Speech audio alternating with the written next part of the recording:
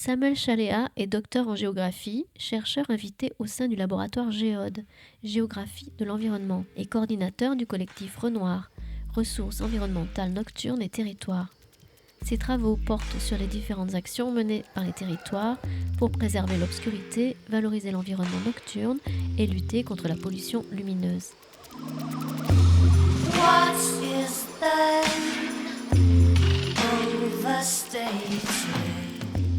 Bonjour à tous et merci d'être présents aujourd'hui pour accueillir Samuel Chaléa qui vient nous parler de son ouvrage Sauver la nuit qui a été publié l'année dernière, en fin d'année, aux éditions Premier Parallèle. Samuel Chaléa, vous êtes docteur en géographie, chercheur et vous travaillez plus particulièrement sur la question de l'obscurité et sur la préservation du ciel étoilé. C'est d'ailleurs l'objet de votre livre Sauver la nuit. Pour le présenter, je vais d'ailleurs citer le sous-titre de votre livre qui est assez explicite concernant l'entreprise que vous menez dans le livre. Vous expliquez comment l'obscurité disparaît, ce que sa disparition fait aux vivants et comment il nous faut la reconquérir. Tout d'abord, et peut-être pour mieux comprendre votre objectif, j'aimerais que l'on revienne sur l'organisation du livre. Il comporte 3 parties, donc une partie qui s'appelle « Observer », une autre partie qui s'appelle « S'organiser » et l'autre « Atterrir ». Donc une question d'abord toute simple. Pourquoi avoir choisi cette organisation ? Et finalement, est-ce que vous pouvez nous dire un petit peu en quoi consiste chaque partie du livre ? Oui, bonsoir à toutes et tous. Merci pour votre invitation à présenter cet ouvrage. Alors l'organisation du bouquin, ça n'a pas été une chose facile, ça n'avait pas été le premier jet. Au début, de façon très universitaire, je voulais commencer par dresser ce qui posait problème, donc refaire toute l'histoire de l'éclairage, etc. Et puis mon éditrice m'a appelé en disant mais ça va pas du tout, parce que là tu commences à parler des problèmes posés par cette lumière artificielle, par celle qu'on appelle aujourd'hui la pollution lumineuse, à la page 80. Donc bon, ils vont tous avoir refermé le bouquin, reposé, et puis donc en fait on a pris le parti de commencer par dresser le constat du problème avec quelques chiffres, une pollution qui est une pollution lumineuse, une lumière artificielle qui s'étend dans l'espace, une empreinte lumineuse humaine dans l'espace qui grandit, les effets socioculturels, la perte de vision du ciel étoilé, on en reparlera certainement, la perte de l'expérience de nature nocturne, c'est-à-dire qu'on a aujourd'hui des générations entières de petits gamins qui ont grandi dans des villes et qui ne savent pas ce qu'est l'obscurité naturelle, la nuit noire, la nuit étoilée, les bruits de la faune nocturne, voilà, et ce sont souvent les mêmes qui pensent que les carottes poussent sous cellophane, et voilà. Donc la psychologie de l'environnement parle d'un syndrome de perte de référence, voilà, la perte d'expérience de nature. Les effets écologiques, on en reparlera certainement également, les effets sanitaires de cette lumière artificielle. Et puis ensuite, voilà, je tenais à expliquer que ces effets négatifs de l'éclairage artificiel, ils ne sont pas tombés du ciel. Alors, ils sont un peu tombés du ciel étoilé, mais c'est un autre problème. Ils ont été construits socialement, c'est-à-dire qu'il y a une construction sociale de l'objet de dommage. Il y a une construction sociale du dommage. Comme, et je suis fumeur, mais mon paquet de cigarettes est dans mon blouson, comme il y a eu une construction sociale du fait que le tabac soit négatif. À une période, années 50, enfin même Première Guerre mondiale, on mettait dans le pactage des soldats un paquet de cigarettes. Années 50, il n'y a pas un polar des années 50, 60, 70 à la télé où Maigret n'est pas la pipe au bec, les politiques la cigarette au bec, et puis années 60, symbole d'émancipation des femmes très fort, la cigarette. Voilà, donc il y a bien une construction sociale qui nous amène à la base, avec un savoir scientifique aussi, qui est produit, à dire ça c'est aussi négatif. Alors le tabac, c'est quasiment que négatif. Le plaisir qu'on pense en retirer, c'est au niveau des hormones, etc. On a une sensation de plaisir, mais sinon c'est quasiment que négatif. La lumière artificielle, c'est pareil. Il y a eu une construction sociale de la lumière en objet de dommage. Avant, la lumière artificielle et la lumière naturelle, enfin la symbolique de la lumière, c'est la symbolique du progrès, c'est la symbolique de la foi, c'est la symbolique du bien contre l'obscurité, l'obscurantisme qui est le mal, l'aspect rétrograde, l'ignorance, etc. Donc, bien montrer ça, qu'il y a eu des acteurs dans l'histoire qui se sont saisis du problème, des acteurs militants à la base, qu'on appellerait aujourd'hui des lanceurs d'alerte, même si le terme est un petit peu anachronique pour l'époque où les astronomes professionnels et amateurs se sont saisis du problème, et puis ensuite des acteurs scientifiques qui ont construit des champs de savoir scientifique et qui ont dit effectivement la lumière artificielle a des effets négatifs sur l'environnement et sur l'homme, Et donc, voilà, je retrace un petit peu la construction sociale de la lumière en tant qu'objet de nuisance et de pollution. Et puis la dernière partie, atterrir. Je reste géographe et je suis géographe et aménagiste. On dit, voilà, je travaille dans l'aménagement du territoire, sur ces enjeux d'interaction entre environnement et société. Et il y a un moment, il faut bien faire atterrir le problème. Alors là, je reprends les termes de Bruno Latour hein, dans son dernier bouquin, enfin un de ses derniers bouquins. Je sais pas, j'arrive pas à suivre son rythme de publication, c'est assez phénoménal, ou atterrir, comment s'orienter en politique, où il dit, effectivement, à un moment, c'est bien d'avoir une connaissance objectivée, scientifique, etc., des choses, avec des indicateurs, avec des nombres, des chiffres, des données quantifiées. Mais comment vous faites descendre ce savoir scientifique, produit de façon très académique, validé par les pairs, dans des revues, dans des grandes revues que à peu près personne ne lit, même plus les chercheurs parce qu'ils n'ont plus le temps. On lit le résumé, on lit ce qu'on appelle l'abstract, l'intro, conclusion, on va chercher les mots-clés, mais on lit même pas on regarde les images parce que c'est quand même assez plaisant souvent. Puis il y a des petits schémas sympas, bien faits. Mais voilà, comment on fait descendre ce savoir au niveau de l'action dans les territoires? Et là, ça se complique. Parce qu'on peut rester au-dessus des territoires, au-dessus des gens et dire il n'y a qu'à Faucon. Sauf que quand on est tous d'accord pour retrouver la vision du ciel étoilé. Il y a une espèce de capitale sympathie autour de ce sujet. Personne ne va s'opposer à revoir les étoiles. Enfin, je veux dire, ça nous touche, ça nous touche en même temps directement et en même temps, bon. Par contre, quand on va se mettre à éteindre ou à réduire la quantité de lumière dans votre rue, dans votre quartier, là, vous allez commencer à vous dire, oui, mais en même temps, voilà, d'un point de vue pratique, pour circuler, pour marcher, quand on rentre un peu tard le soir, etc. Ou quand je suis touriste dans une ville, j'aime bien quand même que les bâtiments, les monuments historiques soient un petit peu mis en valeur. Donc voilà, là, il y a un truc à concilier, il y a un nœud dans le bois, là. Ça fait problème. Hein. Il y a la théorie. Oui, la lumière artificielle a des effets négatifs, mais la pratique, c'est que la lumière artificielle, elle a aussi des effets positifs et dont on s'est rendu très fortement, dont nos sociétés se sont rendues très fortement dépendantes. Hein. On est complètement sous dépendance d'une, de l'énergie électrique et deux, de l'éclairage artificiel pour faire tourner ce que Luc Gadzinski et d'autres ont appelé la ville 24 heures sur 24 ou 24 sur 7. Ce qui est lié aussi à l'expansion du capitalisme, ce qui est très bien développé par Jonathan Crary dans son bouquin Le capitalisme à l'assaut du sommeil. Voilà. Donc cette ville 24 heures sur 24, dont on est tous aussi un peu demandeurs. Hein. Vous demandez à un jeune bachelier où est-ce qu'il veut aller faire ses études, il va vous dire en tout cas, je veux une ville qui bouge. Voilà, je veux que ça bouge. Et Toulouse, on y vient aussi parce que Toulouse a une vie nocturne quand on est étudiant et on aime ça.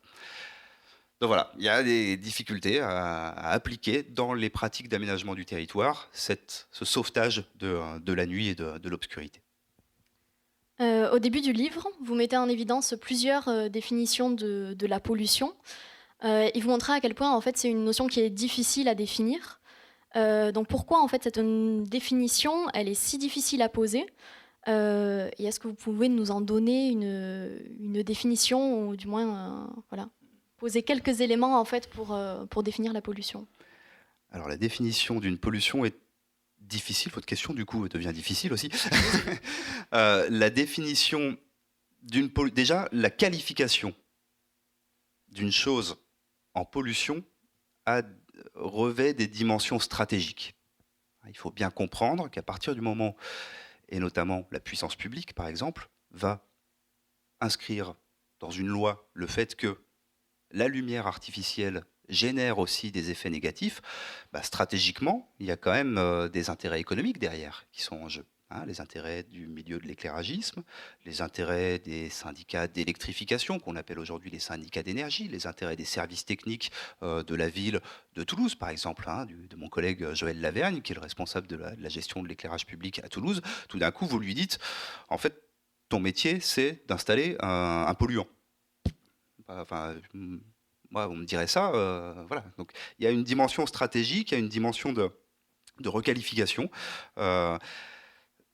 La difficulté de la définition d'une pollution, alors déjà, voilà, pour continuer un petit peu sur ces enjeux stratégiques, de fait, la loi aujourd'hui se saisit du problème non pas en tant que pollution lumineuse, et ça a généré d'énormes débats au moment du Grenelle de l'environnement entre 2007 et 2010, ce moment où en fait la puissance publique s'est saisie du problème des effets négatifs de l'éclairage artificiel nocturne sur la biodiversité, sur la santé, sur la vision du ciel étoilé, et a dit on va s'en occuper, on va l'inscrire dans la loi Grenelle, et puis dans le code de l'environnement.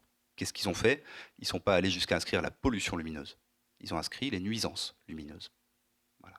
Donc déjà, hein, ils ont fait un compromis, voilà, pour envoyer un espèce de signal positif aux associations environnementales en leur disant « Ok, regardez, on en tient compte », et pour pas trop froisser non plus les intérêts économiques et les intérêts professionnels autour de l'éclairage artificiel nocturne, etc. Aussi parce que dès que vous qualifiez quelque chose en pollution, ben, vous avez tout un arsenal législatif, des lois en type de lutte contre la pollution qui va se mettre en branle. Alors que si vous ne qualifiez la chose que d'une nuisance, ça ne tombe pas sous le coup des lois anti-pollution, etc. Donc c'est pas les instruments d'action publique mobilisés derrière en termes d'action ne vont pas être les mêmes. Après, la définition scientifiquement d'une pollution, ce qui est compliqué, c'est de qualifier quelque chose en pollution en contexte d'incertitude. Et on est bien face aux effets négatifs de l'éclairage artificiel en contexte d'incertitude. J'ai l'impression, enfin, je vous donne l'impression que le savoir scientifique est bien établi là-dessus. Effectivement, il est aujourd'hui assez bien établi. La littérature scientifique ne parle plus que de pollution lumineuse ou des effets négatifs de ALAN, Artificial Light at Night, puisqu'on écrit tous maintenant en anglais, c'est la norme académique, etc. Voilà. Donc, scientifiquement, c'est établi, mais ça ne s'est pas fait du jour au lendemain. Et là aussi, on en revient à cette dualité, enfin, à cette schizophrénie qu'on a face à la lumière artificielle. Comment considérer que cette lumière puisse être aussi une pollution? Elle qui nous apporte tant de bien, elle qui nous permet de nous voir ce soir, de nous déplacer dans la ville nocturne, de nous rassurer, d'être présents au monde durant la nuit. Et la connaissance scientifique, il a fallu un temps pour qu'elle se construise. On n'est pas tombé sur des certitudes du jour au lendemain. Donc encore aujourd'hui, même sur un certain nombre d'effets écologiques, on a du mal à définir le seuil de dangerosité. Sur les effets sanitaires, on est incapable. Il y a encore beaucoup de discussions chez les médecins chronobiologistes pour dire est-ce que si vous laissez vos volets allumés, vos volets ouverts, et que vous avez un petit peu de lumière de la rue qui rentre dans votre chambre durant la nuit, est-ce qu'il y a des effets sur la santé? Vous voyez que c'est ce que les médecins vont appeler des effets de faible dose. Voilà. Et puis, est-ce qu'il existe éventuellement des effets cocktails avec d'autres perturbateurs endocriniens, d'autres perturbateurs environnementaux, etc. Et le législateur, il a besoin, lui, pour dire ça, c'est une nuisance, ça, c'est une pollution, ou ça, c'est je laisse de côté, ça n'entre pas dans le champ des problèmes environnementaux, il a besoin de certitude. On ne va pas faire la loi sur de l'incertitude. On a essayé avec le principe de précaution en 2005, qu'on a constitutionnalisé en 2005. On a dit, voilà, le principe de précaution, c'est de dire quand il y a un faisceau d'indices, mais qu'il reste des incertitudes, si le faisceau d'indices est quand même assez prégnant, on peut enclencher l'action publique sur telle ou telle chose, par exemple au glyphosate, enfin voilà, des tas de polluants sur lesquels on pourrait lever le principe de précaution, parce qu'il y a quand même des faisceaux d'indices qui nous disent c'est pas génial. Mais en fait, dans les faits, le principe de précaution, on l'a pas beaucoup utilisé depuis 2005. Hein. Mais voilà, il y a toujours cette difficulté du savoir scientifique qui se construit dans un temps plutôt long, et puis de l'inscription noir sur blanc dans les textes, dans le dictionnaire de l'Académie. Et mon collègue Claude Gronfier, qui est chronobiologiste à l'INSERM, m'a dit, mais tu sais, il y a eu des débats phénoménaux entre médecins, spécialistes du sommeil, spécialistes de la pollution lumineuse, des effets de la pollution lumineuse sur la santé, lorsque l'Académie française a inscrit les nuisances et les pollutions lumineuses dans sa définition des pollutions. En fait, l'Académie française donne la définition d'une pollution, et puis ils mettent par extension pollution lumineuse, effet négatif je pourrais vous la reciter, mais vous la trouverez dans le bouquin. Mais même ça a généré des débats à l'intérieur de la sphère scientifique. C'est une temporalité très compliquée à gérer dans la production du savoir scientifique, qui n'est pas la production d'une certitude. En fait, la science, c'est tout sauf de la certitude.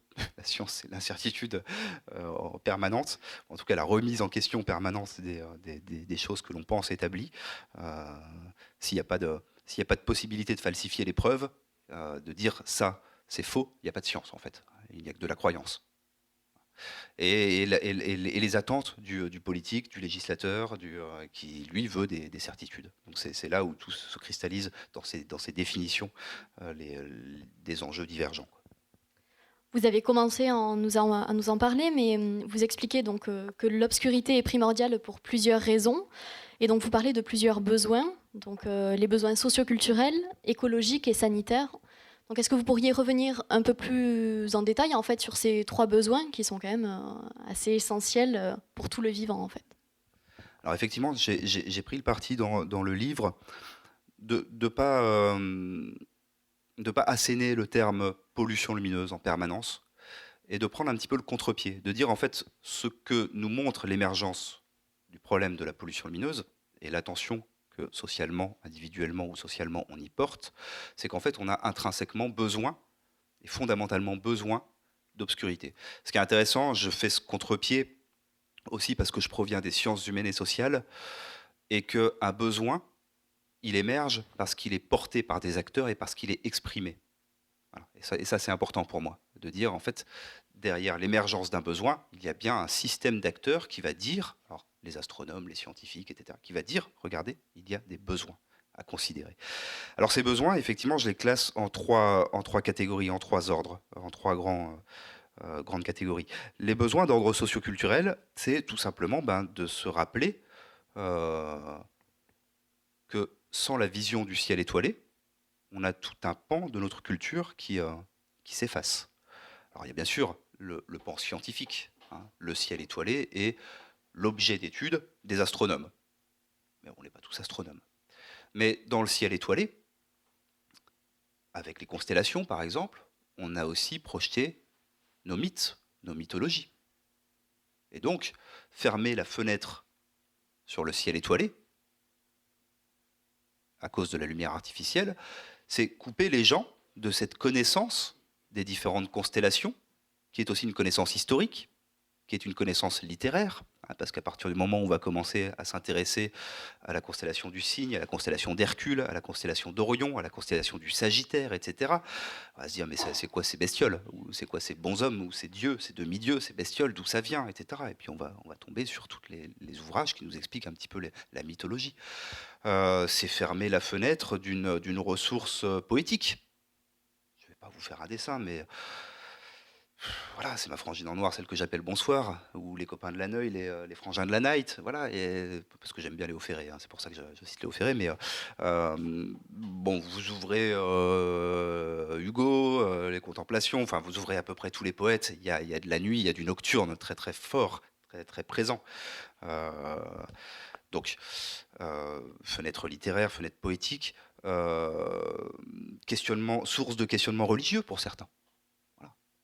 C'est quand même la vision du ciel étoilé, l'espèce l'inclination de lever le nez au ciel qui nous pousse à nous questionner sur notre place dans l'univers, sur notre place dans la nature. Alors après, certains l'expliquent de façon rationaliste, par la science, etc. Et puis d'autres vont chercher des explications qui ne sont pas moins valables, d'un point de vue des régimes de justification individuelle, en tout cas, dans les religions.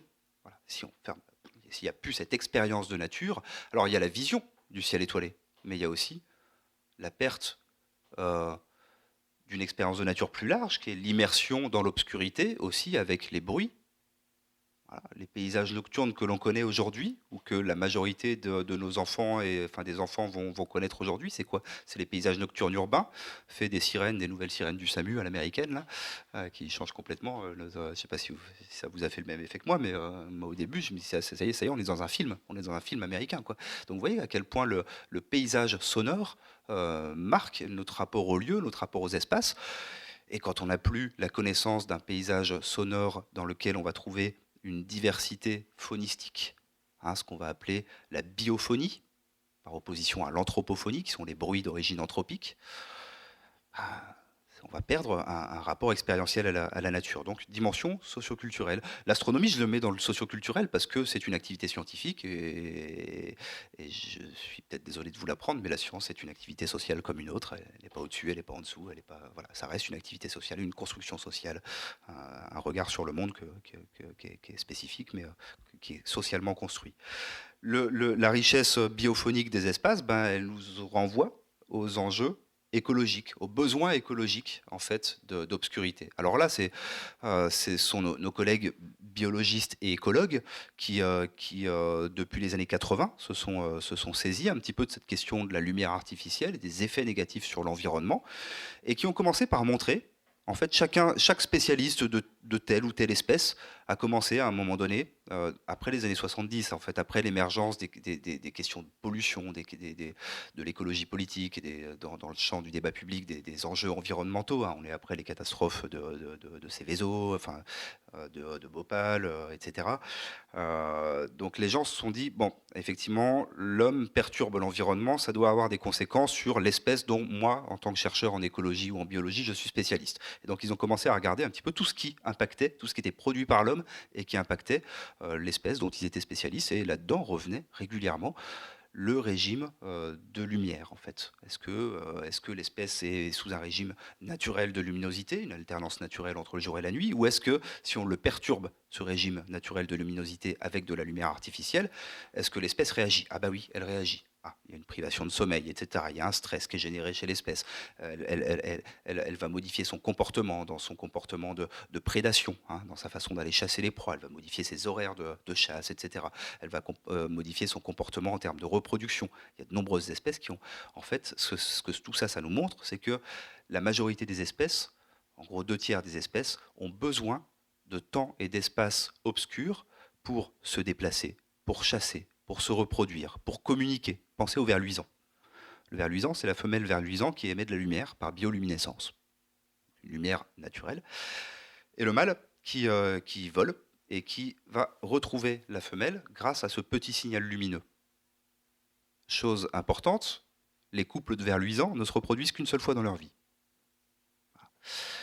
Manque de peau, si vous placez la femelle ver luisant dans un environnement qui est artificiellement éclairé, ce micro-signal lumineux qui est très très faible ne va plus être perçu par le mâle, qui ne va plus arriver à retrouver la femelle. Et en plus, le mâle est très fortement photophile, c'est-à-dire qu'il aime la lumière, il sert à repérer la femelle, mais il aime aussi la lumière artificielle. Donc si vous installez à proximité, dans l'habitat de cette espèce, un lampadaire, le mâle, qu'est-ce qu'il va faire? Au lieu de trouver la femelle, il va aller viser le lampadaire. Vous l'avez tous vu, ça, les insectes qui viennent tournoyer autour des lampes. En été, au printemps, quand vous allumez une lampe ou une frontale dans votre jardin, au moment de faire le barbecue le soir de printemps ou d'été. Subjugué par la lumière, il va se mettre à tournoyer autour, il va mourir d'épuisement. Ça se voit aussi très très bien au mois de mai, lors des émergences, celles que les pêcheurs à la mouche appellent justement les émergentes, au-dessus des ponts de la Garonne.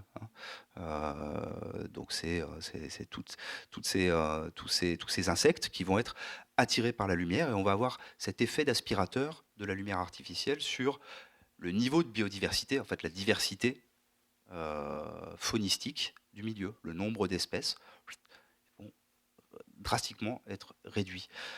Alors on a des espèces qui sont photophiles, on a des espèces qui sont photophobes, qui, à partir du moment où vous insérez de la lumière artificielle dans leur habitat naturel, partent, parce qu'elles ont besoin de l'obscurité dans leur vie quotidienne, et donc si vous éclairez trop, elles vont chercher des espaces plus obscurs. Dans tous les cas, en fait, ce qu'il faut retenir, c'est qu'à partir du moment où on met de la lumière artificielle dans un milieu, on réduit la biodiversité, on réduit la richesse faunistique, et en conséquence également floristique, parce qu'on va réduire le nombre d'insectes pollinisateurs, etc., du milieu. Voilà. Donc un effet d'érosion de la biodiversité. Et puis enfin, troisième effet négatif, troisième grand type d'effet négatif, les effets sanitaires. Alors là, c'est notre santé à nous qui est en jeu. Partez pas tous en courant parce qu'on est sous des éclairages artificiels, c'est pas... Voilà, il faut remettre les choses dans l'ordre des priorités et des enjeux. Mais effectivement, la médecine chronobiologique et la médecine du sommeil nous montrent qu'en fait, notre corps a une horloge biologique interne qui n'est pas de l'horlogerie suisse. C'est pas de la mécanique suisse, c'est pas de l'horlogerie suisse, c'est pas tout à fait 24 heures. Manque de chance. Ça a été montré par les expériences de Michel Siffre, les expériences en libre cours. Peut-être que certains d'entre vous s'en souviennent. Dans les années 60-70, Michel Siffre, qui était spéléologue et qui est allé pendant plusieurs semaines, mois, se mettre dans des gouffres et qui gardait contact avec la surface. La surface ne lui donnait aucune indication sur le temps qui s'écoulait. Par contre, lui appelait avec un téléphone filaire et disait « Voilà, je me réveille ». Et les autres notaient « Telle heure, il se réveille », sans lui dire « Il est telle heure ». Voilà, je mange. Voilà, je suis fatigué, je vais aller dormir, etc., etc. Et puis quand il est sorti, en fait, il y a eu un décalage complet. Lui notait aussi les jours, un petit peu comme un prisonnier sur les murs de sa prison, hein, comme on voit dans les films ou dans Lucky Luke. Il faisait des petits bâtons comme ça, il notait le nombre de jours qui s'étaient écoulés, et puis il est sorti de ses gouffres, enfin, de son gouffre. Pas de correspondance entre le temps réellement écoulé et le temps que lui avait perçu.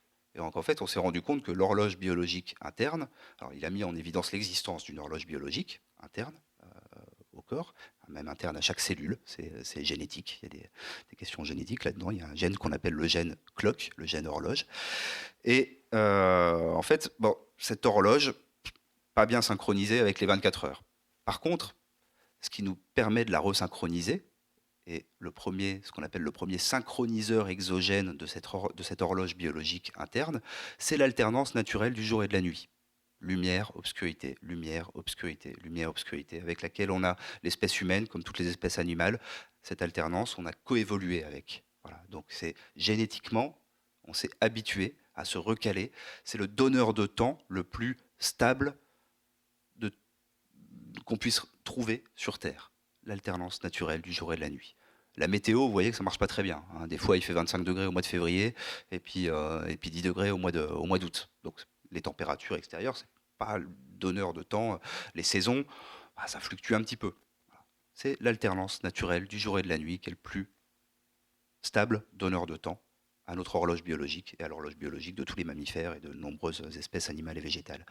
Et vous comprenez bien qu'à partir du moment où on se place sous éclairage artificiel, quand on est travailleur en 3/8 par exemple, hein, et qu'on travaille la nuit, à partir du moment, et c'est pour ça que je l'ai gardé sur la table, hein, c'est totalement impoli, mais je vous rassure, il est en mode avion, il est en silencieux. À partir du moment où, eh ben voilà, il va tomber, on devient un petit peu addict à Facebook, Instagram, Twitter et leurs fils qui défilent sans fin. Hein, on va scroller, scroller, scroller, et puis on reste comme ça pendant 2 heures, 3 heures, plusieurs heures avant d'aller se coucher, face à un écran qui nous envoie plusieurs lux, c'est l'unité de mesure de la lumière artificielle, l'intensité de la lumière artificielle dans les yeux, avec en plus des écrans rétroéclairés par LED qui posent du point de vue sanitaire des questions un petit peu nouvelles, eh ben on va perturber la synchronisation de notre horloge biologique. Pour faire court, on génère une moindre qualité de sommeil, on génère du retard à l'endormissement, enfin bref, une perturbation de notre horloge biologique qui gère quand même la sécrétion de nombreuses hormones, qui gère la baisse naturelle durant la nuit de notre température corporelle. Hein. Vous êtes tous réveillés une fois avec, vers 4h30, 5h du matin avec ce petit frisson. En fait, c'est l'heure où votre température corporelle est la plus basse dans la journée. Voilà, naturellement, le corps se met en veille, il refroidit, un petit peu comme on refroidit une centrale, là, parce que sinon c'est la surchauffe. Voilà. Donc il y a tout un tas de processus qui sont gérés par cette horloge biologique et qu'on va perturber avec l'éclairage artificiel. Voilà les 3 besoins d'obscurité que nous montrent les champs militants de l'astronomie amateur et professionnelle, à la base, dans les années 50-60, qui nous disent « Ah, je ne vois plus le ciel étoilé depuis mon observatoire », le champ scientifique de l'écologie, hein, je précise scientifique, ce n'est pas le champ de l'écologie politique, et puis le champ de la chronobiologie ou de la médecine du sommeil. Donc on le voit, on a vraiment besoin de l'obscurité, mais on observe aussi un dédoublement en fait, de la lumière artificielle nocturne. Vous le dites, nos rues, nos places, les monuments extérieurs sont artificiellement éclairés. Et ce que vous avez dit par rapport au téléphone portable, on observe aussi que la lumière artificielle se retrouve dans notre chambre, là où aussi on devrait avoir une obscurité.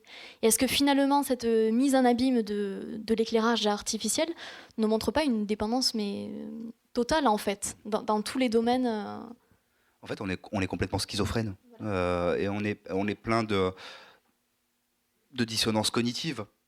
Parce qu'on demande plus de sécurisation des espaces publics. Et la sécurisation des espaces publics, quoi qu'on en dise, avec des statistiques, quand on est militant, on montre des statistiques en disant il n'y a pas plus de criminalité le jour que la nuit, enfin la nuit que le jour, il n'y a pas plus de cambriolage la nuit que le jour, c'est vrai. Vous avez plus de risques j'allais dire de chance, de vous faire cambrioler à 13h quand vous n'êtes pas là qu'à 23h quand vous êtes chez vous. Reste que le sentiment d'insécurité dans l'espace public, dans une rue mal éclairée, dans laquelle on va être seul, c'est très fortement lié au sentiment de solitude aussi dans l'espace public. Si elle est exprimée par les gens, c'est qu'à un moment elle existe. Elle n'est peut-être pas dans la rationalité des chiffres, dans la rationalité scientifique, quantitativiste, mais c'est pas irrationnel que de dire je me sens en insécurité. Et en même temps, on veut revoir les étoiles. Voilà, mais ça, je pense que c'est une constante dans toutes les problématiques environnementales, en fait. Ce qu'on est en train de vivre, c'est que le fait de se dire, ben ouais, c'est quand même pas mal d'avoir ce confort de l'éclairage artificiel. Moi-même, j'y passe des fois 1 ou 2 heures sur mon ordinateur portable avant d'aller dormir.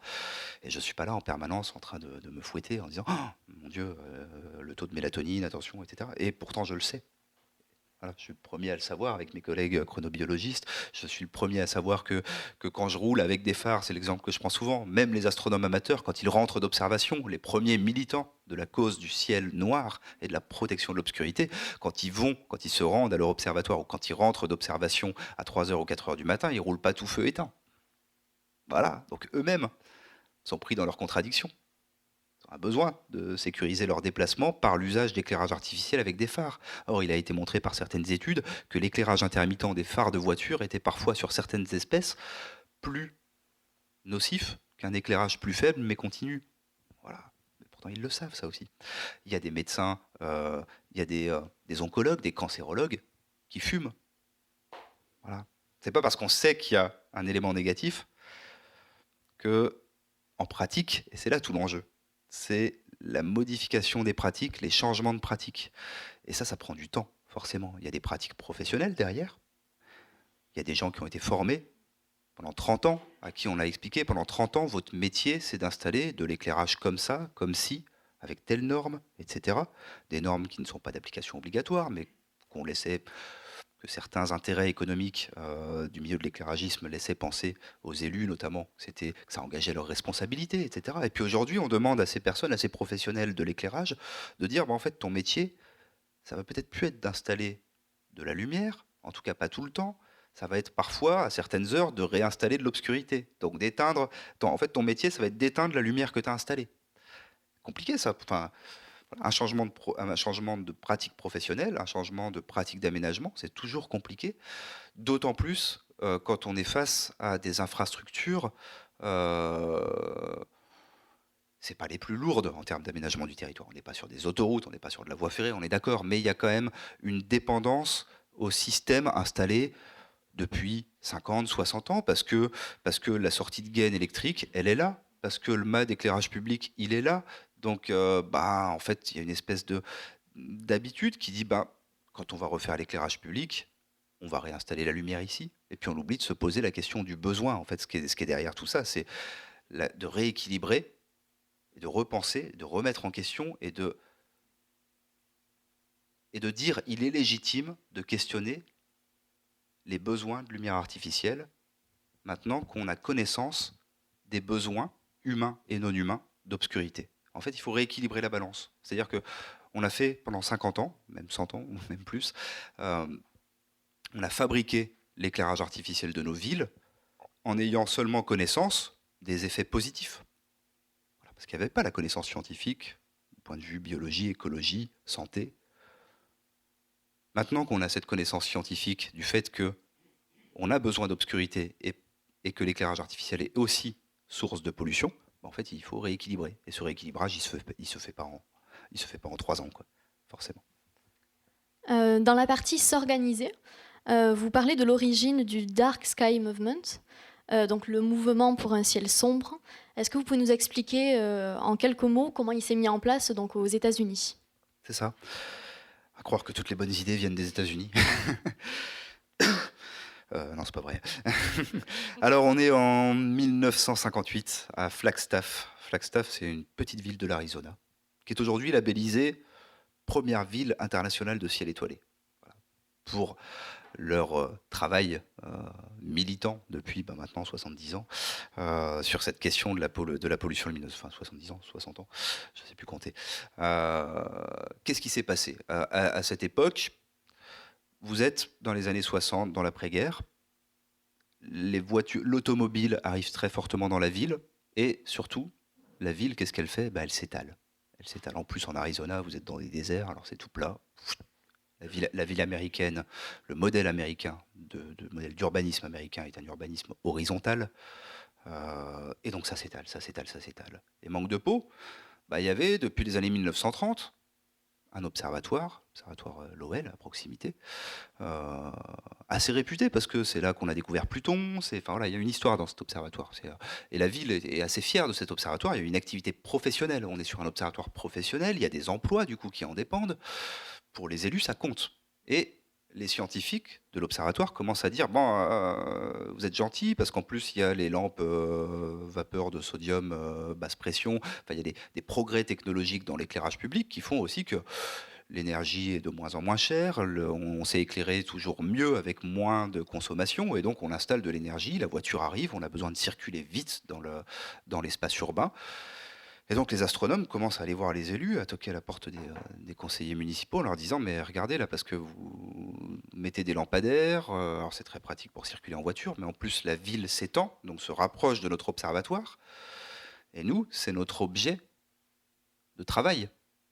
C'est l'objet de notre travail qui est menacé, le ciel étoilé, la visibilité du ciel étoilé qui est menacée. Et donc de là naît cette revendication de sauver le ciel étoilé en fait. C'est ça qui est intéressant. Aujourd'hui on parle des enjeux écologiques, sanitaires de l'éclairage artificiel. À l'époque, il faut bien avoir en tête que c'est une revendication sectorielle. Voilà, c'est la défense d'un précaré quasiment.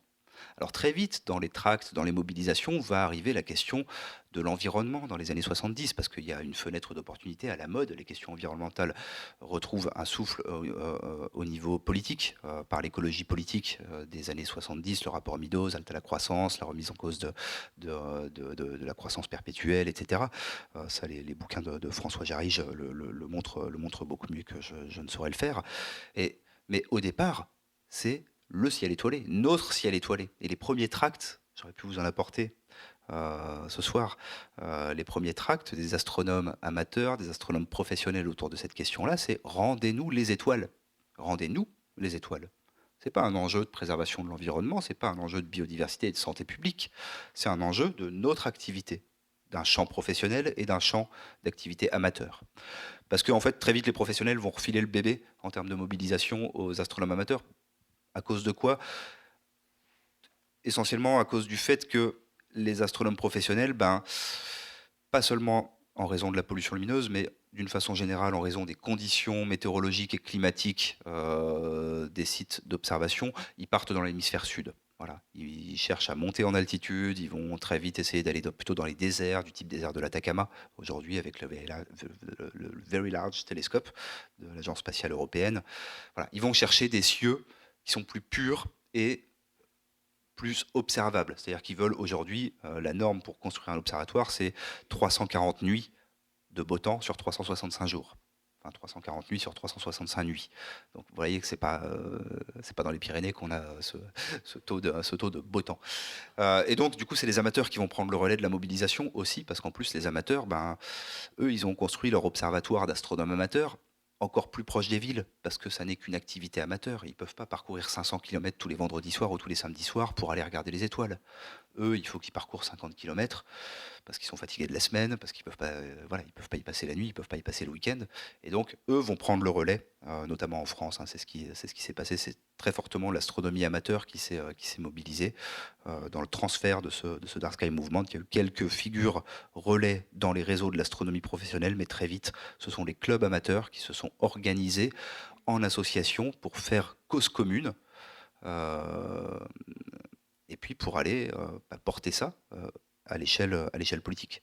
Et bien sûr, ça n'est que par la suite qu'ils ont trouvé l'appui auprès des écologues et des médecins. Ils ont dit aux élus, mais regardez, en plus maintenant, ça n'est plus seulement le problème de notre ciel étoilé d'astronomes, c'est le problème de tout le monde en fait. C'est un problème de biodiversité et c'est un problème de santé. Donc il faut mettre ce problème de la pollution lumineuse à l'agenda politique. Et c'est ce qui s'est passé au moment du Grenelle. Une question, du coup, en lien sur le titre du livre. D'où vous tirez le titre, enfin, comment vous l'avez choisi, en fait, Sauver la nuit? Je crois qu'il y a une charte qui est Voilà. intitulée Sauvons la nuit. C'est ça, Est-ce que vous pouvez nous en exactement. parler? Donc en 1996, dans les années 90, vraiment une période de où le Dark Sky Movement français va se structurer avec un comité pour la protection du ciel nocturne qui va naître dans le sud-ouest de la France, pas très loin d'ici, à Rodez, Toulouse, voilà, avec des acteurs toulousains qui sont encore bien présents dans ce Dark Sky Movement aujourd'hui. Sébastien Vauclair, qui est pas loin, qui a sa petite boutique de matériel d'astronomie à proximité de la place du Capitole, qui est un acteur historique du Dark Sky Movement français, Michel Bonavita-Collat, etc. Donc ça se structure et très vite naît une association nationale pour la protection du ciel nocturne et qui va lancer cet appel, qui va publiciser le problème au travers d'une charte qui est intitulée « Sauvons la nuit ». Et moi, je repique, et je refais une affirmation aussi, Sauver la nuit, qui était aussi le titre de ma thèse, accessoirement. Mais dans la thèse, il y avait des guillemets à Sauver la nuit. J'étais un peu plus distancié. Et mon éditrice Amélie Petit m'a dit mais ce titre il fonctionne bien et on n'en trouvait pas d'autre. On a essayé d'en trouver un autre parce qu'on s'est dit si on met le même titre que la thèse, les gens vont prendre peur, ils vont croire que c'est une publication de la thèse. Or ma thèse est imbitable et pas très très intéressante. Ça reste un exercice de style académique, mais du coup on a fini quand même par garder le même titre. Et c'est pour revenir sur cette association nationale pour la protection du ciel nocturne et pour revenir aussi pour faire le lien avec le glissement. Le passage du ciel à l'environnement nocturne, c'est en 2007, au moment du Grenelle de l'environnement, cette association a changé de nom. Association nationale pour la protection du ciel nocturne, lutte sectorielle, c'est le ciel nocturne des astronomes. Pour accéder au Grenelle de l'environnement, elle a changé son nom et est devenue Association nationale pour la protection du ciel et de l'environnement nocturne. Voilà, c'était plus seulement un problème d'astronomes, ça devient un problème de requalification environnementale du problème et qui du coup concerne tout le monde avec des enjeux de biodiversité, des enjeux de santé et du coup un enjeu de politique publique. Vous l'expliquez dans le livre, à un moment il y a eu un espoir chez les défenseurs du ciel étoilé. Ils ont pensé que justement le ciel étoilé pouvait être inscrit au patrimoine mondial de l'UNESCO. Est-ce que vous pouvez revenir sur ce fait-là et pourquoi finalement cela n'est pas envisageable dans les faits ? Oula, alors j'ai pas révisé mes fiches sur l'UNESCO. On est dans les années 90, là encore, vous voyez, c'est toujours ces années 90 qui sont assez riches en termes de mobilisation autour de cette question, et on est même plus particulièrement en 1992 à un congrès de l'UNESCO à Paris, où ce congrès est un congrès organisé par l'Union astronomique internationale et porte sur l'ensemble des éléments, l'ensemble des perturbations humaines sur l'activité astronomique. Donc il y a la lumière, mais il y a aussi les ondes électromagnétiques. Il y a toute une partie de l'astronomie qui se fait grâce à la radioastronomie. Et quand vous émettez, en 3G, en 4G, avec un micro-ondes, avec tout ce que vous voulez, des antennes hertziennes, etc., vous brouillez aussi le ciel des astronomes, des radioastronomes. Alors c'est intéressant parce que cette pollution-là, elle n'a pas pris le dessus dans le débat public. Il y a un champ de recherche, il y a une question à creuser en termes de recherche. C'est la lumière qui a pris le dessus, parce qu'en fait la lumière on la voit. Et les ondes, c'est plus difficile de mobiliser sociétalement autour de la question des ondes, mais on a la même dépendance vis-à-vis des ondes que vis-à-vis de la lumière aujourd'hui. Bref, là je suis en train de dévier. Donc année 92, et les participants à ce congrès de l'Union astronomique internationale, au siège de l'UNESCO à Paris, déclarent que la vision du ciel étoilé, et effectivement, j'ai plus la phrase exacte en tête et je ne crois pas être capable de retrouver la phrase, enfin la page dans le livre pour vous la dire, mais en gros déclare que la vision du ciel nocturne fait partie du patrimoine commun de l'humanité. Mais ça n'est pas l'UNESCO, c'est l'Union astronomique internationale qui déclare ça au siège de l'UNESCO. Et là, part un espèce de quiproquo où tout le monde se dit, ça y est, l'UNESCO a déclaré le ciel étoilé patrimoine mondial de l'humanité. Non. Alors déjà, on dit inscrit sur la liste du patrimoine mondial de l'humanité, c'est une inscription sur une liste qui dérive toujours d'une action étatique, c'est toujours un État qui demande l'inscription d'un bien, physique, matériel, immatériel, l'inflation patrimoniale, on en arrive aujourd'hui à patrimonialiser des pratiques culturelles, mais il est impossible de patrimonialiser le ciel étoilé, parce que ça n'est pas une production humaine. Or, l'UNESCO n'inscrit à la liste du patrimoine mondial de l'humanité que des productions humaines. La question, elle est reposée aujourd'hui, et c'est très intéressant, elle est à nouveau d'actualité, avec les perturbations liées à l'envoi, on va le citer, par Elon Musk et sa compagnie SpaceX, de microsatellites, de constellations de centaines de milliers, puisqu'à terme il veut en envoyer 42 000 microsatellites, ce qu'on appelle des CubeSats. C'est des satellites qui font 15 cm sur 15 cm, pour donner accès à l'Internet, pour donner une couverture mondiale à l'Internet. Et chacun de ces petits satellites renvoie un petit peu de la lumière solaire. Hein, il a une surface un peu brillante, comme tous les satellites artificiels, et du coup, il génère dans le ciel un petit point lumineux qui se déplace, parce qu'il renvoie la lumière solaire. Et du coup, les astronomes craignent très fortement actuellement que la vision du ciel étoilé soit dégradée par ces 40 000 à terme satellites que Elon Musk, fondateur de SpaceX, veut envoyer dans l'espace. Et donc la question de la préservation du ciel étoilé en tant que bien commun ou en tant que patrimoine mondial, patrimoine commun de l'humanité, est à nouveau reposée par ce biais-là. Mais là aussi, le droit aérospatial, c'est très compliqué. Le droit aérien, il s'arrête. Enfin, les frontières des États s'arrêtent à 100 km au-dessus dans l'atmosphère. Enfin, elles restent dans l'atmosphère. Au niveau aérospatial, il n'y a plus de frontières étatiques. Les traités qui gèrent ça sont des traités qui datent de la guerre froide. C'est le principal traité qui gère les droits de propriété ou enfin, qui régit l'espace extra-atmosphérique au-dessus des 100 km d'épaisseur d'atmosphère, date de 1967. Période de guerre froide, en fait. L'enjeu, c'était qu'il n'y ait pas de prolifération d'armes avec les projets de boucliers antimissiles, etc., des URSS d'un côté, États-Unis de l'autre. Donc on est un peu désemparé parce qu'on a un droit obsolète, on a un espace qui n'est pas appropriable, mais qui, effectivement, personne n'a le droit de dire la Lune m'appartient, ou une portion de la Lune m'appartient, ou une portion du ciel m'appartient, ou une étoile m'appartient, contrairement à ce que fait le businessman dans Le Petit Prince, quand il compte ses étoiles et qu'il les met dans un coffre.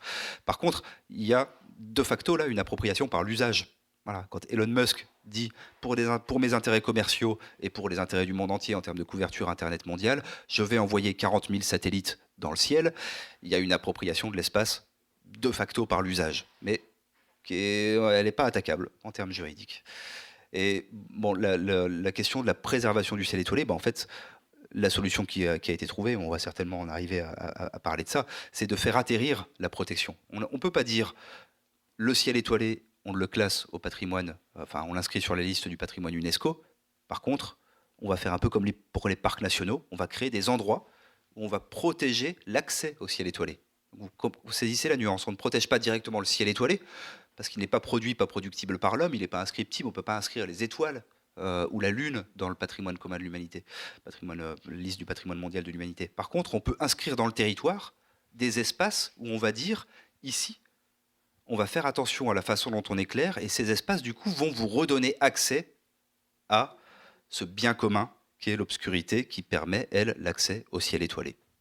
C'est un passage un peu compliqué qu'il a fallu construire, ça a commencé dans les années 90, et puis première réserve internationale de ciel étoilé institutionnalisée dans le monde, on est en 2008. Donc ça met quand même quelques années à se faire, cet atterrissage de la préservation du ciel étoilé.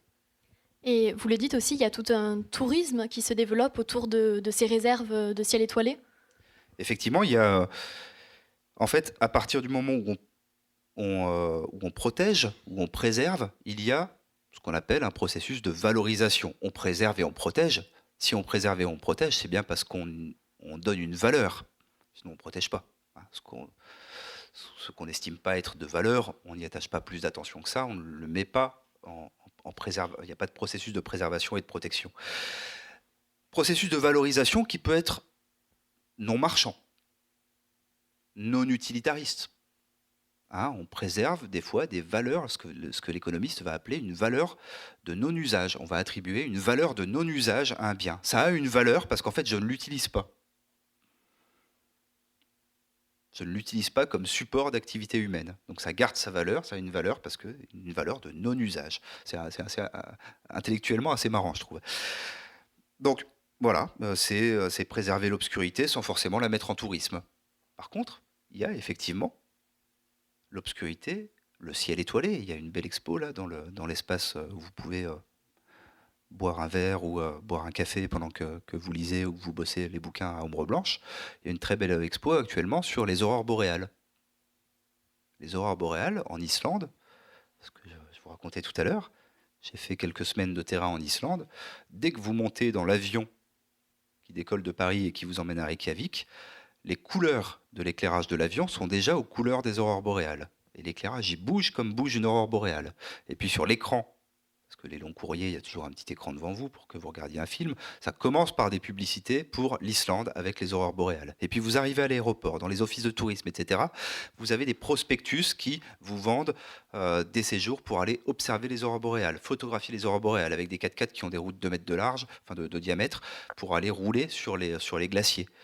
Donc, c'est bien que là, cette ressource environnementale nocturne, ou ce bien environnemental nocturne, ce bien environnemental, aurore boréale, qui n'est visible que dans un environnement assez sombre et préservé de la lumière artificielle, devient le support, devient le bien support, comme disent les économistes, d'un développement touristique, économique. Donc il y a une mise, il y a une marchandisation. Voilà, il faut dire le terme, et ça n'est pas sale. Pour faire de la protection, on a aussi besoin de faire du développement territorial. La préservation la préservation de la biodiversité, en faisant par exemple un parc national, ça coûte de l'argent. Il faut des gardes du parc national, il faut une structure, il faut voilà. Et donc il faut faire aussi du développement territorial et dire on préserve, mais en fait on préserve pour que vous veniez y faire du tourisme. Alors il y a quelques réserves intégrales dans le monde où n'ont le droit d'entrer que les scientifiques. En France, il y en a quelques-unes, des tout petits bouts, il y en a une dans les écrins, un tout petit bout de territoire, où n'entrent que les scientifiques. Donc il n'y a pas de mise en tourisme autour de cette préservation. Mais le ciel étoilé, c'est exactement la même chose. Quand on va se mettre à faire des réserves internationales de ciel étoilé, comme autour du pic du Midi, par exemple, ou désormais dans le parc national des Cévennes, il y a aussi cette dimension de valorisation touristique qui rejoint une valorisation marchande. Et je commence la conclusion de mon bouquin par une citation de Günther Anders qui dit, on est dans les années 50, 1956, quand il publie L'obsolescence de l'homme, qui dit, le seul truc qui n'a pas d'intérêt aux yeux des économistes, c'est la Voie lactée. Parce que la Voie lactée, on ne peut pas la mettre en marché. Et il en arrive à parler d'incompétence commerciale du cosmos. J'adore la phrase. En gros, il y a une incompétence commerciale du cosmos parce qu'on ne peut rien en faire, donc c'est pas intéressant pour nous économistes. Eh bien, on y est. On a mis la Voie lactée dans la sphère marchande. Quand on crée une réserve internationale de ciel étoilé et qu'il y a une partie de l'activité touristique de ce territoire qui est l'attraction des touristes avec des photos de magnifiques ciel étoilé au-dessus des Cévennes, au-dessus des Pyrénées, c'est bien qu'on a fait rentrer la Voie lactée dans le champ marchand. Alors ça n'est pas forcément sale. Voilà. Ça peut être un peu problématique quand des fois, pour passer une nuit au sommet du pic du Midi, il faut payer 495 € ou quelque chose comme ça. Bon, vous n'allez pas au pic, si vous n'avez pas les moyens, vous allez vers d'autres sommets à côté, et voilà, vous avez à peu près le même ciel étoilé. Vous n'avez pas l'ambiance avec les télescopes, etc. Ce qui se passe, les Cévennes ont pris une trajectoire un petit peu différente. Eux, ils ont préservé l'obscurité, certes, pour la mettre en tourisme également, mais avant tout, pour préserver la qualité environnementale nocturne, d'un point de vue écologique. Et puis on a des parcs nationaux aujourd'hui, et là on est en train de travailler, et on espère être... On a déposé un programme de recherche au CNRS, s'ils m'entendent, il faut qu'ils nous financent. On n'a pas demandé beaucoup, on a demandé 12 000 € pour travailler avec le Parc national de la Réunion, qui lui dit, moi je ne veux pas aller chercher ce label international, réserve internationale de ciel étoilé, parce qu'on est déjà UNESCO, voilà. Les habitants sont déjà trop habitués à avoir des labels qui peuvent apparaître des fois comme étant des choses contraignantes, un petit peu dirigistes, etc. Moi, je veux faire la préservation de l'obscurité pour la qualité du cadre de vie. Donc, vous voyez, le pic du Midi, il préserve l'obscurité plutôt dans une optique, à la base, ça a évolué depuis avec l'arrivée du parc national dans le jeu de cette préservation, plutôt dans une optique utilitariste. Faire un nouveau segment de développement touristique pour faire monter les gens au sommet du pic du Midi. La neige, ça commence à être un peu craignos dans les Pyrénées, donc il faut trouver d'autres choses. Les miracles de Lourdes, ça marche de moins en moins bien, ça continue à faire venir du monde, mais c'est peut-être pas éternel. La neige n'est pas éternelle non plus. Les étoiles, c'est éternel, c'est génial. Voilà, paf, nouveau segment de développement touristique. Le parc national des Cévennes, plutôt une approche écocentrée sur la question de la préservation de l'obscurité pour la biodiversité. Et puis, le parc national de la Réunion, on commence à travailler sur cette question de la qualité du cadre de vie, la qualité des paysages nocturnes. Donc plutôt une approche, ce qu'on va appeler socio-écosystémique. On préserve la qualité de l'écosystème, mais pour les habitants, pour les humains. Le parc national de la Réunion, avec les Cévennes, c'est les 2 seuls parcs nationaux qui sont habités en zone cœur. Tous les autres, ils ne sont pas habités. Bref, je commence à partir un petit peu dans tout, enfin, je pars dans trop de choses. Mais voilà, il y a effectivement le ciel étoilé, l'obscurité, la qualité de l'environnement nocturne peuvent aussi être le support d'activités économiques. Et il ne faut pas se leurrer, c'est bien pour ça que les élus aussi prennent cette voie. C'est pour les économies budgétaires, pour les économies d'énergie, mais ce n'est pas pour les beaux yeux des papillons nocturnes. C'est pas pour les belles oreilles ou les beaux capteurs à ultrasons des chauves-souris, des chiroptères. C'est aussi pour la manne et l'opportunité de développement économique et de développement territorial qui voient dans la préservation de l'obscurité. Merci beaucoup. On va peut-être passer aux questions, si vous avez des questions à poser. Non ? Moi, j'en ai une dernière, si ça ne vous dérange pas. Est-ce que vous pouvez nous expliquer ce que c'est que la trame noire ? Vous en parlez à la fin du livre. Moi, je ne connaissais pas du tout cette notion. Si vous pouvez peut-être nous en parler un peu. Qu'est-ce qui se trame derrière cet obscur concept de réseau écologique sombre qu'on appelle aujourd'hui également trame noire, trame sombre, etc. Est-ce que vous connaissez la trame verte et bleue ? Eh ben voilà, ça marche à chaque fois. Et j'en parle dans le livre. La trame verte et bleue, c'est un outil, c'est même un instrument d'action publique qui existe depuis 2010, sorti du Grenelle de l'environnement, et qui vise à lutter dans l'aménagement, dans les pratiques d'aménagement, dans les plans locaux d'urbanisme, les PLU, qui sont aujourd'hui des PLUI parce qu'ils sont intercommunaux, qui vise à lutter contre la fragmentation des habitats naturels. En fait, il a été montré par les écologues que la fragmentation des habitats naturels, avec l'artificialisation des sols, avec d'autres problématiques environnementales, était véritablement un enjeu majeur en termes de préservation de la biodiversité. Qu'est-ce qui se passe en fait quand vous fragmentez avec une route, avec une voie ferrée, les habitats naturels? Vous insularisez, donc c'est des théories qui dérivent de la biogéographie, vous insularisez les populations. Vous créez des îlots comme ça, mais qui ne communiquent plus entre eux. Vous avez fragmenté. Vous insularisez, vous avez un îlot. Dans cet îlot, s'il n'y a plus d'échange avec l'extérieur, il y a moins de brassage génétique. Et à terme, la diversité faunistique, la diversité génétique diminue et la biodiversité diminue, dépérit dans cet îlot que vous avez créé. Face à ça, les écologues ont donc construit le concept scientifique, et j'insiste, c'est un concept scientifique de réseau écologique. Ensuite, dans les années 2000, il a fallu traduire ce concept scientifique en instrument d'action publique. Et c'est là où on voit que le savoir scientifique ne décante pas automatiquement dans l'action politique, dans l'action en termes d'aménagement du territoire. Il y a bien un processus de traduction. Et dans cette traduction, il y a une perte de richesse. Enfin voilà, on ne peut pas tout considérer. Il y a une espèce d'adaptation à la réalité du territoire qui fait que on ne va pas enlever toutes les routes. Voilà. Mais par contre, on va essayer de faire une trame verte et bleue, qui est la déclinaison politique en instrument d'action publique du concept de réseau écologique. La trame verte et bleue, on ne peut pas enlever la route, mais par contre, qu'est-ce qu'on peut faire ? On peut faire des crapauducs en dessous de la route. On peut faire des je sais pas quoi ducs au-dessus de la route. C'est-à-dire des espaces où les populations de cervidés, par exemple, vont pouvoir traverser l'autoroute dans ces espaces-là. Donc on va rétablir des connexions, on va faire des corridors entre des réservoirs de biodiversité. Vous avez peut-être entendu ces termes, réservoirs de biodiversité, corridors écologiques. Voilà, ça ce sont les éléments structurants des réseaux écologiques. Eh ben, on a dit tout à l'heure que la lumière artificielle, elle repoussait certaines espèces, elle en aspirait d'autres.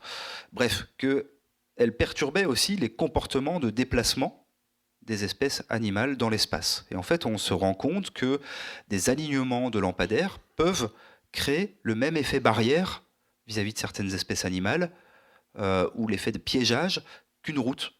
Voilà, et empêcher la circulation nocturne des espèces. Et donc, avec plusieurs collègues, écologues essentiellement, eh ben, on construit l'idée d'un réseau écologique sombre, qui pour l'instant n'en reste qu'à une idée scientifique, qu'au concept scientifique. La traduction en termes d'instruments d'action publique, s'il y a la trame verte et bleue, vous vous doutez bien que la dimension nocturne de cette trame verte et bleue, on va l'appeler trame noire. Voilà, on va garder ce code couleur. Donc, dans les territoires actuellement, on entend beaucoup parler de trame noire, et ça, c'est assez intéressant. C'est-à-dire que, scientifiquement, avec mes collègues écologues, qui sont des chercheurs également, notamment du Muséum national d'histoire naturelle, notamment de l'UMR INRA d'Inafort, de Toulouse, j'ai un jeune collègue qui soutient sa thèse sur cette question-là dans 15 jours, on a un peu du mal à définir scientifiquement ce réseau écologique sombre, parce que en fait, le réseau écologique sombre du crapaud, ben, il se fait pas à la même échelle que le réseau écologique sombre. Enfin, il doit être pensé à une autre échelle que le réseau écologique sombre d'un oiseau migrateur qui, lui, va se déplacer sur 3000, 5000 km. Donc vous comprenez bien qu'il y a des enjeux d'imbrication d'échelle spatiale, du coup de niveau d'action politique. Hein. Il y en a une, on va pouvoir agir au niveau de la commune, mais d'autres, c'est plus au niveau des grandes régions, des biorégions, voire au niveau international, européen, qu'il faudrait penser ce réseau écologique sombre.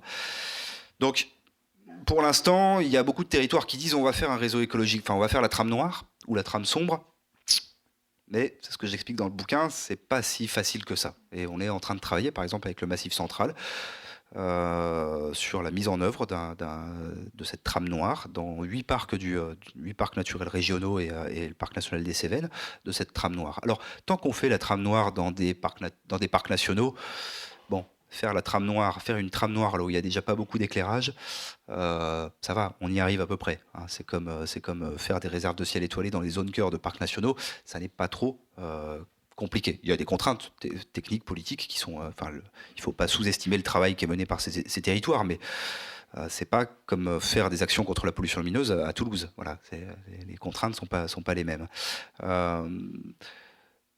Mais la notion est intéressante dans sa perspective politique, justement. On n'est plus dans la pureté, effectivement, on n'est pas dans la pureté du concept scientifique. Quand il va falloir faire la trame noire dans les territoires, on ne va pas pouvoir éteindre partout, on ne va pas pouvoir forcément, il va falloir faire des compromis. Mais par contre, elle est intéressante, cette trame noire, parce qu'elle permet d'extraire, et elle peut s'appuyer sur les réserves de ciel étoilé. Vous vous souvenez, on a parlé de réservoirs de biodiversité et de corridors pour les trames vertes et bleues. En fait, le réservoir de biodiversité nocturne pourrait être ces réserves de ciel étoilé, hein, qui sont des espaces assez conséquents, autour du pic du Midi, dans les Cévennes, dans le sud-est de la France, où on a une protection de l'environnement nocturne. Mais ensuite, il faut les relier entre eux. Et ce réseau écologique sombre, il permet d'être le véhicule politique pour faire sortir la préservation de l'obscurité des seules aires protégées. Parce que sinon, on a un peu tendance à dire, c'est bon, on protège la nature dans des espaces dédiés, et puis ailleurs, vous nous laissez faire ce que vous voulez. Oui, mais si les enjeux ils sont sanitaires, par exemple, c'est pas dans les zones cœur de parcs nationaux qu'il faut faire la protection de l'obscurité, puisqu'ils ne sont pas habités par des hommes. C'est bien dans les villes. Donc il nous faut un véhicule politique pour faire passer auprès des personnes, auprès des citoyens, auprès de vous, auprès de moi, l'idée que la préservation de l'obscurité, ça n'est pas seulement que pour les aires protégées, avec une préservation très forte, etc., avec des enjeux de vision du ciel étoilé. Non, c'est aussi dans les espaces ordinaires, à destination des questions sanitaires, de vous et moi, à destination de la préservation de la biodiversité ordinaire.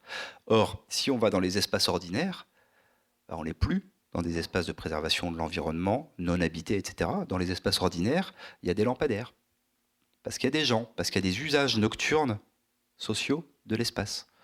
Et c'est là qu'il va falloir faire compromis d'aménagement. C'est là que ça devient compliqué. La mise en œuvre de la préservation de l'obscurité, elle est compliquée là où il y a de la lumière. Elle n'est pas compliquée là où il y a déjà que l'obscurité. J'ai pour habitude d'être un petit peu provocateur et les élus, des fois, ne l'aiment pas, ou les acteurs territoriaux n'aiment pas que je dise ça, mais quand on fait une réserve internationale de ciel étoilé, donc une préservation de l'obscurité dans une zone cœur de parc national, en fait, on ne génère pas un outil de lutte contre la pollution lumineuse. On génère un outil de préservation de l'obscurité. Et préserver l'obscurité dans des endroits où elle est encore bien préservée, bien sauvegardée, c'est pas la même chose que lutter contre la pollution lumineuse. C'est pas les mêmes mécanismes, c'est pas les mêmes processus en termes d'aménagement du territoire. Il y a à un endroit, on va se replier sur soi et dire nous on protège, donc on va maintenir à distance le front d'urbanisation et la pression lumineuse, mais c'est pas pour ça qu'on va enclencher l'action de lutte contre la pollution lumineuse ailleurs dans le territoire. Donc, vous voyez, c'est deux choses un petit peu différentes, quoi. Et le réseau écologique sombre ou la trame noire sert à ça, sert à faire sortir la protection de l'obscurité des seuls espaces encore relativement bien sombres du territoire national. Merci beaucoup. Merci à vous. Merci.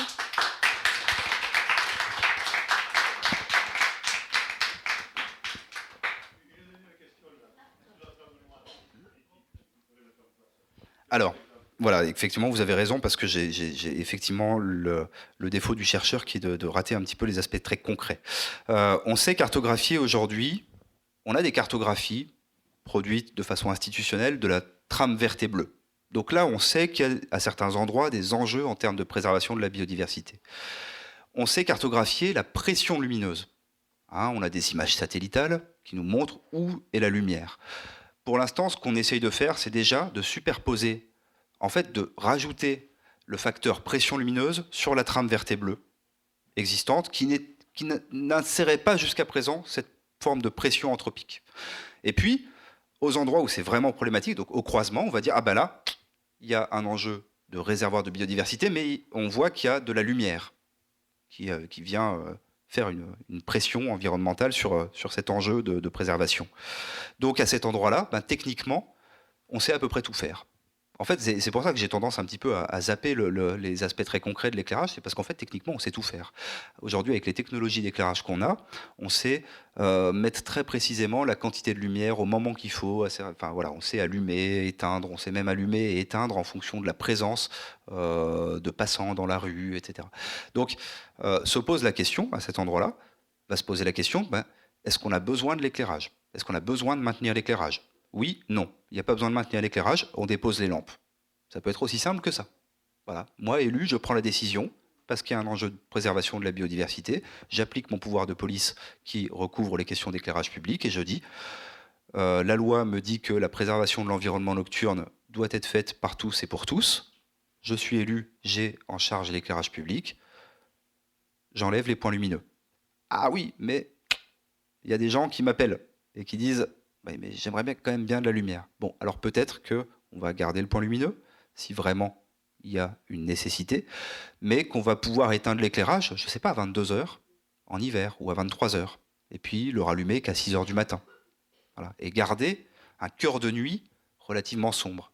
Voilà, donc techniquement, on peut tout faire. L'enjeu, il est dans la décision politique, et dans la priorité qu'on donne, et toujours cette histoire de rétablir la balance entre nos besoins humains de lumière artificielle, en a-t-on besoin toute la nuit, en a-t-on besoin toute l'année, et les besoins humains et non humains d'obscurité.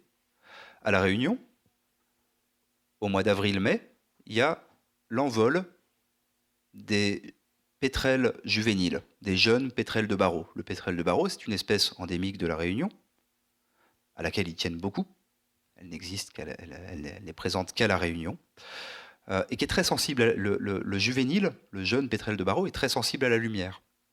Et quand il va s'envoler depuis les falaises, au-dessus de Sillaos, dans un des cirques de l'île, si Sillaos garde l'éclairage public allumé, au lieu de viser l'océan, qui est toujours un petit peu plus clair, parce qu'il reflète un petit peu la lumière de la lune, la lumière des étoiles, etc., il va tomber, et il va chuter et s'écraser. Et ils ont comme ça, en un mois, plusieurs centaines de pétrels de Barreau qui tombent au sol et qui sont incapables de repartir, un petit peu comme l'albatros dans le texte du poète. Voilà, embêté par ses ailes, il n'arrive pas à repartir.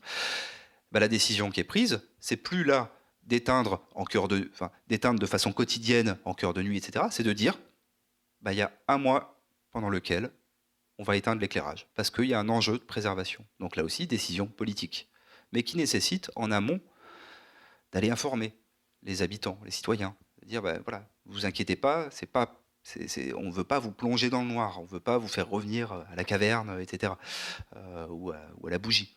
Mais on est dans un parc national ou à proximité d'un parc national, on a une mission de préservation de la biodiversité. Cette biodiversité, elle est directement en lien avec la qualité de votre cadre de vie, en fait, avec la qualité de votre espace quotidien, de votre espace de la quotidienneté.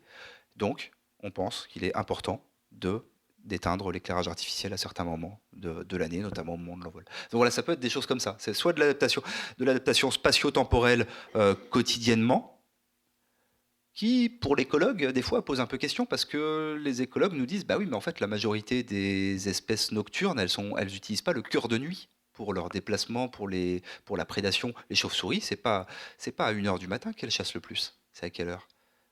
C'est à 18, 19, 20h, 21h.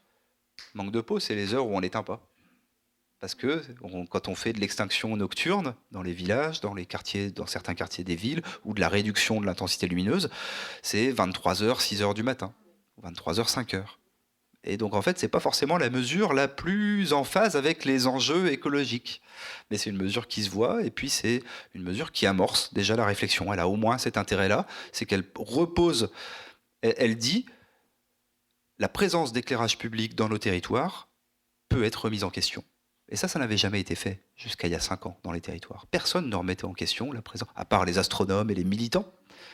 Aujourd'hui, ça y est, c'est dans les enjeux politiques. En ce moment, en pleine campagne municipale, on voit qu'il y a quelques années à Toulouse, un des points du candidat, du maire actuel était rallumer la lumière. La question de la lumière est un enjeu politique, il faut pas l'oublier. Là, je peux vous dire que travailler dans le Massif central actuellement, en pleine période d'élection, sur cette question-là, de l'éclairage public, de l'extinction de l'éclairage public, etc., ouh là là là là, méfiat, prudence. Qu'est-ce qu'ils viennent nous dire, ces chercheurs? Ils veulent rencontrer les élus, mais pourquoi? Donc oui, c'est un enjeu politique, il ne faut pas le perdre de vue. C'est un enjeu de politique publique. Voilà, pour la sécurité. En fait, il y a un triptyque qui a traversé l'histoire de l'éclairage. Sécurité, salubrité, sécurité des biens, des personnes et des déplacements, salubrité publique aussi, embellissement et circulation.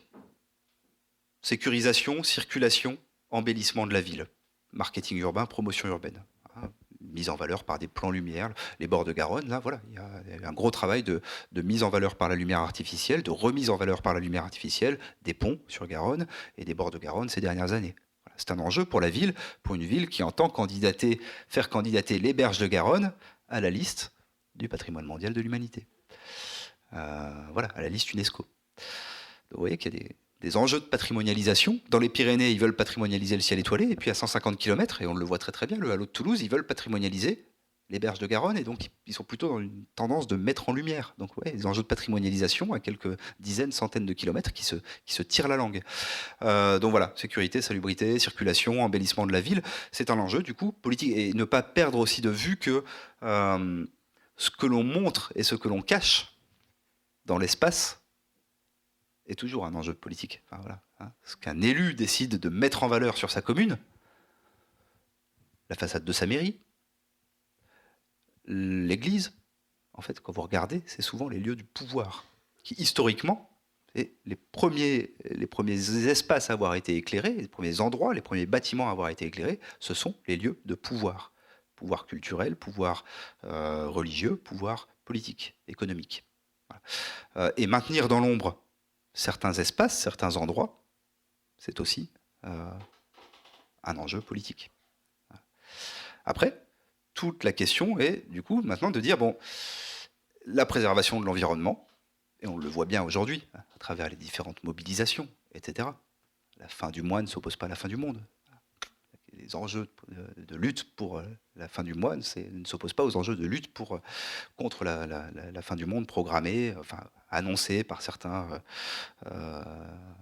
collapsologues. Voilà. Je n'irai pas sur ce sujet-là, mais doivent rentrer en considération dans les enjeux politiques de la fabrique de l'éclairage urbain, les enjeux environnementaux. Parce que les enjeux environnementaux sont des questions politiques, d'ordre politique. C'est pas politique politicienne, hein, ce que j'entends. C'est politique au sens de mise en œuvre, de discussion et de mise en œuvre de la vie de la cité. Voilà, et de l'encadrement de la vie de la cité, de la participation de tout un chacun à cette discussion. Il y a une volonté aujourd'hui de faire rentrer. Et on a des jeunes qui manifestent tous les vendredis et qui disent, en fait, vous ne faites pas, on considère que vous devriez faire plus rentrer les questions climatiques, environnementales dans la fabrique politique. Et en fait, ce qui se passe autour de l'éclairage artificiel, c'est ni plus ni moins que ça. C'est de dire, aujourd'hui, vous avez fait la fabrique de l'éclairage comme ça jusqu'à il y a peu, avec juste sécurité, salubrité, circulation automobile, etc. Ben maintenant, on veut que vous la fassiez en tenant compte des questions environnementales, écologiques, sanitaires. Merci beaucoup encore une fois d'être venu nous présenter Sauver la nuit. Merci.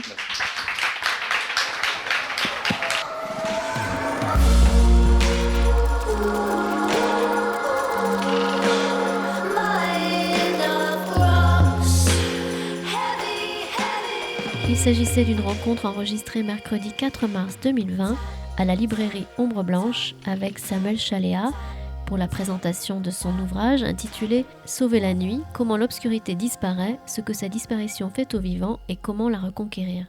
Édition Premier Parallèle.